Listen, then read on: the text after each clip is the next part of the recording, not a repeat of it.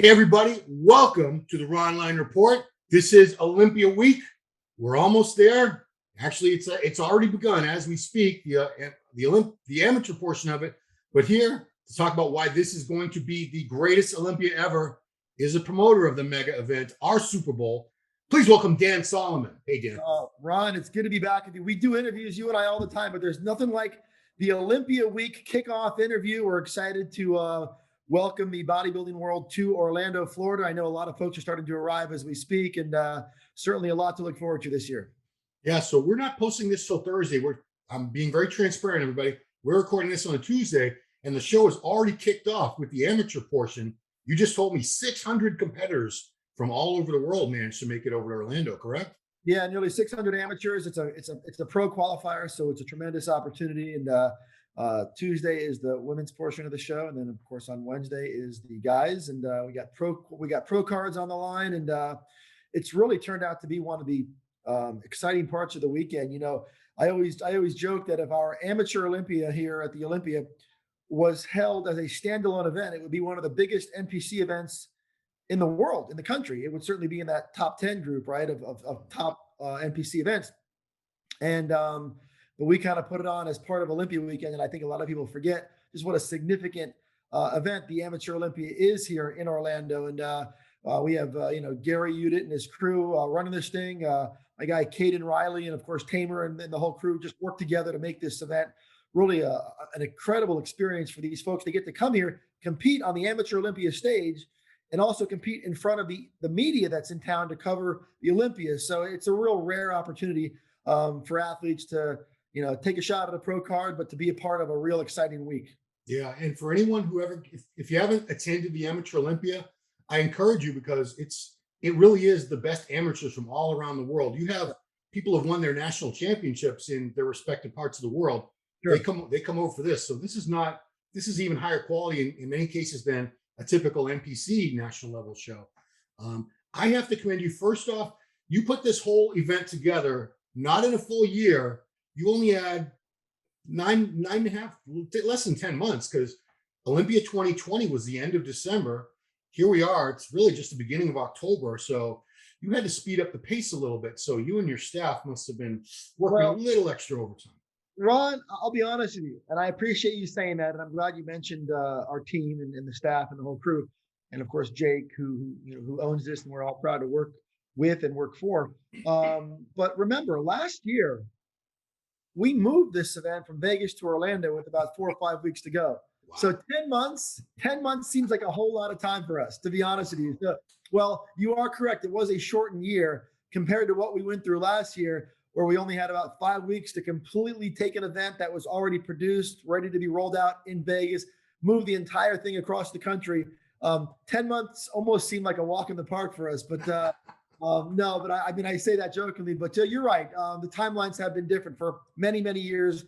There was that standard 12-month timeline. The event was held at the same place every single year, which kind of created this more easier autopilot, auto renewal situation where, this year, we had a shortened year. Last year, we had a COVID environment and an extremely unique situation. And the year before that, we had unique circumstances as well. So our team has proven to be very adaptable. And fortunately, the fans have as well, because those adaptations and those adjustments, they are important for the fans as well and the athletes, because they have to adjust along with us. And considering we have a sellout this year, that is the ultimate indicator that the fans have adjusted beautifully, and we're grateful for all the support. Yeah, and it's great that in spite of all the limitations with everything going on, this is a full-scale event. The Amateur Olympia is being held, the Expo is being held, and you'll tell me about that. I have heard whispers this Expo is bigger and better than ever. You have the full show, you have the Meet the Olympians. I was just in Ohio for the Arnold, and Ohio is a lot more restrictive in many ways, and a lot of the fans felt like they weren't getting the full experience. This Olympia, full experience for everybody. And that's important because a lot of people, they come from all over the world for the Olympia. And some people have been doing this for 20, 30, 40 years. Every year they come over to watch the Olympia. So, I commend you and your team for being able to get everything in here like it's almost normal. We're It not. is. It's as normal as it can be. It's not going to be the biggest expo we've ever had, but it's certainly going to be formidable. We have over 100 exhibitors this year, which is a good number. We occupy a little bit over 200,000 square feet of convention center space, which is a little bit smaller than we've used in the past, but we've kind of adjusted some things. Of course, we have the pre-judging stage back inside the expo. Last year, you guys remember we had to kind of shift things up a little bit because of our circumstances with COVID. So this year, things are going to look and feel the way people are accustomed to. That Friday and Saturday Olympia, we call it the Olympia World Fitness Festival now, which of course is the expo, as everybody knows it. The doors will open at 9:30 to the public on both Friday and Saturday morning. I would recommend anybody who's about to get on an airplane, or maybe you're already in Orlando, go to MrOlympia.com, click on the tickets area, and go order your expo passes now, so you can avoid those lines when you get on site.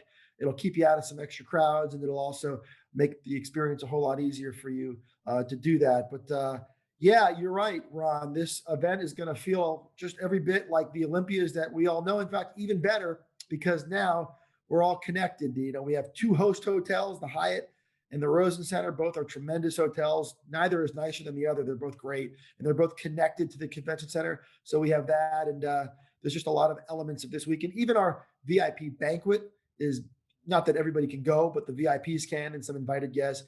It's going to be bigger, better, cooler, more energy, more fun. Ron, I know you'll be there. Anytime you can get a free meal, Ron, I know you'll show up. I heard Muscle Vodka was going to be there. That's why I'm. Yeah, they're going to be doing some stuff too to make the event, give it a little bit more edge and fun and excitement. So we have that going on, and the press conference, which may have already happened by the time this runs, at noon on Thursday. That will also have a different vibe this year. We're kind of breaking out a different format. We've done it the same way for so many years that. Last year I remember the press conference ended and I walked out and I was sitting in the lobby of the hotel and I was talking to some people, Jay Mannion, Bob, a few of the others. And I said, guys, we've got to do this different. This is becoming stale. The format has become redundant to a point where it's just not providing a whole lot of interesting moments. And so we kind of shook it up this year, and we're going to try something different. And hopefully it creates some more opportunities to keep everyone talking throughout the weekend. So we'll see how that goes. It'll either be really successful or it'll be a bust. I don't know how it's going to go, but it's going to be different. And we always try to, wherever we can, we always try to create an opportunity to do some things different. So we'll see how it goes. Well, if it's going to be different, I'm already saying it's a success. How's that? Because like you said, I've seen the same format for years and years. So if you came up with something new and original and fresh, I'm all for it. Yeah, and I got to give also, our producer, Tamer Al-Gindi, and Jake, and then our team, got to give everybody credit. We all kind of put our heads together to try to create something that felt a little bit more energized and a little different. So it's been a team effort. So we'll see how that goes. Speaking of Jake Wood, owner of the Olympia, he did it again. He increased the prize money. Again, you're at an all-time high. I believe it's $1.6 million total. Yeah, we're just under 1.6. And that increase is contributed to a lot of factors. For starters, think about this, Ron. When you started covering this stuff, the Mr. Olympia was just a Mr. Olympia. That was it. There was 15, 18, 20 athletes in the show at best, sometimes less, sometimes a lot less. Then it grew and we added, of course, fitness kicked in, and then figure kicked in, and, then the Miss Olympia. But, even during those years, it was still 70, 80, 90 athletes at the most. Yeah. We have 11 Ifbb professional league sanctioned divisions at the Olympia this year, with the return of the Miss Olympia last year, with the addition of the Wellness Olympia this year, which will be held entirely during the morning, Friday and Saturday morning expo stage. And we also, of course, have the Wheelchair Olympia, which is one of my favorite parts of the weekend. And so there's 11 divisions. So when you have 11 divisions, that creates more prize money for obvious reasons. But Jake's commitment has been unwavering. I want to tell you a quick story about Jake and prize money. So last year, after the Olympia was over, this is the kind of guy Jake is, and people don't really see this side of him. The Olympia ends. We begun distributing, because I think within about 10 days of the event, we send out all the prize money checks out of the main office. Yeah. And Jake went back and he looked at the prize money in one of the divisions. I won't say which it was, but in one of the divisions, and he looked at it and he thought it was too low. And this was after the event was over. This was after the athletes had finished competing and we had already sent out our prize money checks. It was done. He looked at it and he says, I want to send these athletes some more money, because it's not fair that this division got this, but these guys only got that. And And then, of course, he's like, well, you know what? That probably doesn't make a whole lot of sense because the event's over, right? We've already announced it'll be very unconventional. So we ended up taking that commitment that he made and we put it towards this year. So this year, but the point being, even after the event was over, after he knew nobody would know about the prize money, he knew that nobody would know about the increase. He didn't care. He wanted to try to figure out a way to give a couple of the divisions more money because in his mind, he felt that they deserved it. And that's the way Jake thinks. Jake tries to figure out ways to put more money and more opportunities in athletes' pockets, as opposed to trying to figure out ways not to. And I think in business, a lot of times, and we're all guilty of this, we try to figure out reasons and ways to not spend money. That's kind of the human nature, right? I mean, is there a way we can cut that cost or cut that corner? And as you'll be able to tell this year, from the prize money to the amount of money that we invested in our stage production, this year's stage production is going to be insane.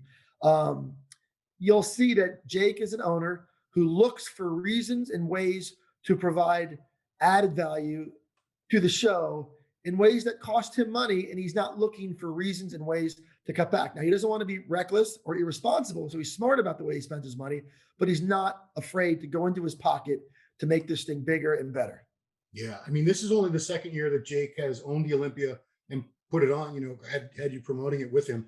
But I've already seen such a shift in just the feel of the show, the attitude toward the athletes. The athletes that I talk to, they seem to feel like they're being considered more, their needs, their hard work, everything's being valued and appreciated more than maybe it was in years past. So it's just a all around positive thing.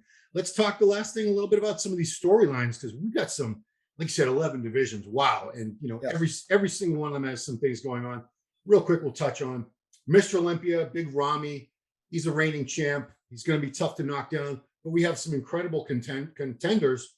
And probably the most exciting, I don't know if he has a chance of really pushing Ramy, but everyone is so excited about Nick Walker. Wow.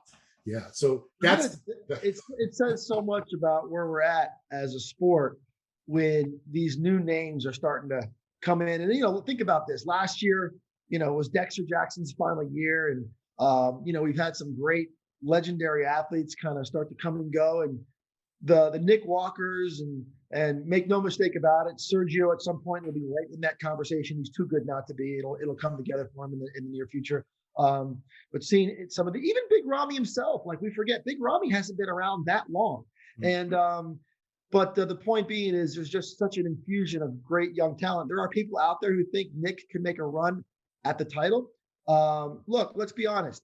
Big Ramy is a guy who comes in close to 300 pounds. When you're dealing with 300 pounds, that to me translates to margin of error, right? And so when there's a margin of error, how did Dexter Jackson become Mr. Olympia in 2008? Jay Cutler's physique brought a margin of error, and he fell outside of it. He did not show up looking good that year, and Dexter was ready to slide right in. Ramy is one of those guys that has that margin of error, like Jay did. Even like Ronnie was just so dominated in so many ways. That never really got exposed until the end. But Ramy better bring it, because if he doesn't, that physique can go from spectacular to somewhat ordinary really quick. But with that said, Big Ramy's a tremendous dominating bodybuilder, and there's a reason why he's the 16th Mr. Olympia. And I've talked to Dennis James, Chad Nichols, his team, and they don't seem to be lacking confidence in his ability to retain the title. So it should be good. But I will just throw in there this. I don't judge these shows. I'm not interested in being a part of that process. That we have great judges, Steve Weinberger and Tyler and Sandy. They all do a tremendous job. So I want no part of that. But I would imagine that Hadi Chupan is going to be extremely dangerous. Yes. Hani Rambod got him over here about a month earlier this year. Yep. So that whole travel fatigue is not going to be a factor. And he's just too good.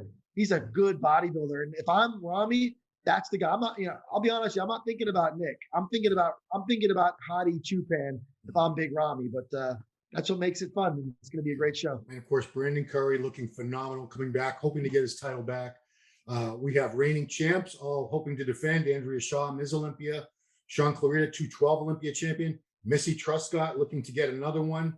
Sydney Gillen, I believe she's coming back, right? Because the final list wasn't that one. Look, Sydney might be the best athlete in the show. Mm. Like she's that good. She is probably the best figure competitor of all time, I would imagine. Yeah.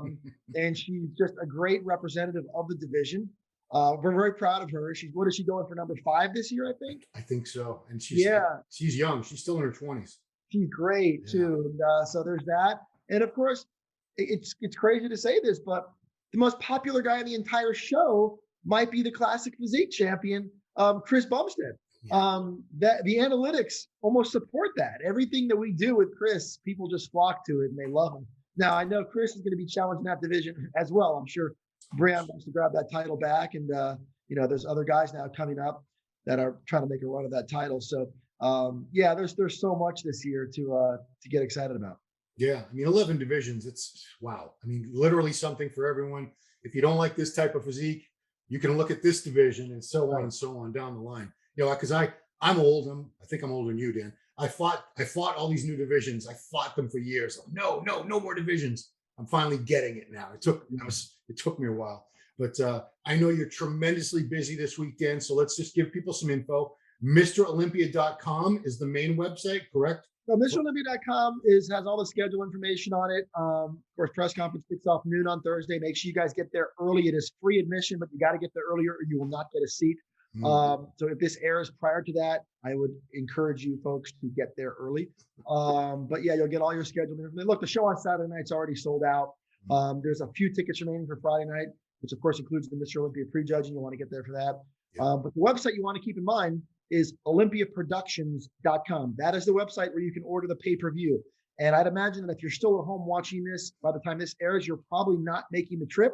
So my advice to you would be olympiaproductions.com. We are putting on a very, I would say, technologically advanced pay-per-view this year. We're doing some pretty cool things. And order it. I think if you order it early enough, you can get a little bit of a discount. Get over there, olympiaproductions.com, order the pay-per-view, and you can watch everything from the press conference to the evening shows.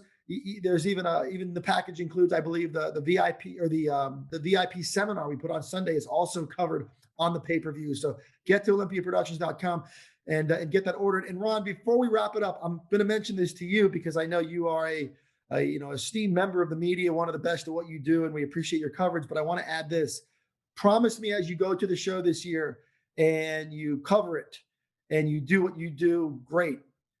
Let's keep Peter McGuff close to our hearts and our thoughts, because even thinking about that he's not going to be here kind of breaks me up a little bit. It's he hasn't been able to make the last couple because of his health, and of course he passed earlier this year. But it's just not going to be the same without Peter. And I just hope everybody who has the job of covering it and telling the story of the Olympia tries to live up to the standard that Peter set all these years. And we're going to miss him. Yeah, let me just add that, I grew up reading the magazines, and Peter's accounts, his reports on the Olympia were just, I always felt like I was right there with him in the press pit. He had such a way of describing the atmosphere, the athletes, every little aspect of there's never going to be another Peter McGuff, and he sorely missed, but we're so fortunate that we had him as part of our industry as long as we did. He was just an incredible human being. And he was the best. He was the best. So yeah, Dan. So I'll be there. I'll be there soon. I appreciate you taking the time. I know it's a very, very busy week for you, obviously. I'll see you in Orlando. I thank you so much. So guys, olympiaproductions.com. And on Instagram, you can follow along at Mr. Olympia LLC, correct? Yes. And if you want to I'm going to try to do some posting as well. So I think Dan Solomon official is my IG tag. I'm going to try to keep everybody in the loop to the best that I can as well. So feel free to keep tabs there as well. Cool. And everybody, please follow along all week on musculardevelopment.com. That's our website and this YouTube channel. We're going to be giving full coverage thanks to Dan Solomon's team granting us access to the media. Thank you, Dan. Sure. All right. So guys, the big show is almost upon us. I'm excited. I hope you're all excited, and I hope to meet some of you there. Thanks for watching.